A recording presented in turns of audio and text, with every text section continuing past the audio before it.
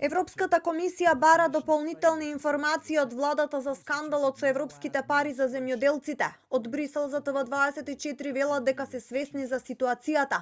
Побарале од властите во земјава додатни податоци, но не може да дадат повеќе информации во оваа фаза.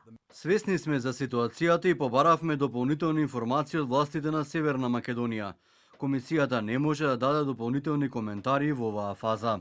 Дипломатски извори брифираат дека не се исклучува во истрагата да се вклучи Европската канцеларија за борба против измами. Ако се утврди злоупотреба, можно е државата да биде обврзана да враќа пари на ЕУ.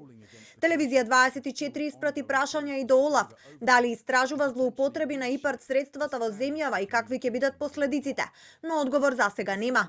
Во последниот извештај на Европската комисија за напредокот на земјата во кластерот 5 поглавието 11 стои дека треба да се стави фокус на мерките против корупција во ИПАРД.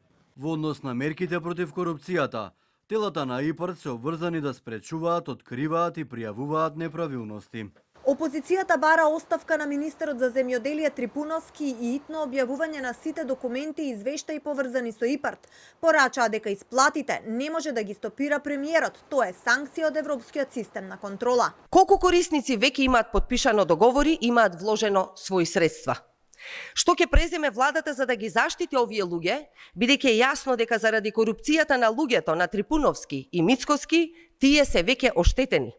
За нејавноста да и биде јасно, ваквите суспензии може да траат 2 до 3 години, а прашање е дали воопшто ИПАРД програмата по ваков скандал ќе продолжи. А премиерот Мицкоски денеска порача дека средствата не се блокирани од Европската Унија. Напротив, акцијата која се презема во моментот е поздравена како позитивна од страна на Европската комисија.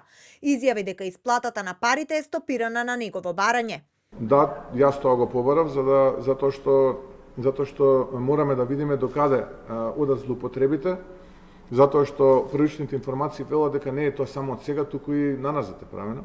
Така што све ќе истражиме. Све ќе истражиме и секој кој што мисли дека така ќе помине се лаже.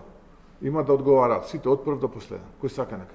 И шефицата на државата побара одговорност. Одговорност мора да има, но веднаш ова треба да биде причина да се гарантираат транспарентниот процес во користењето на средствата. Минатата година имаше скандал и за назначувањето на Афрона Вервизоли од коалицијата Вреди за главен ревизор на ИПА фондови.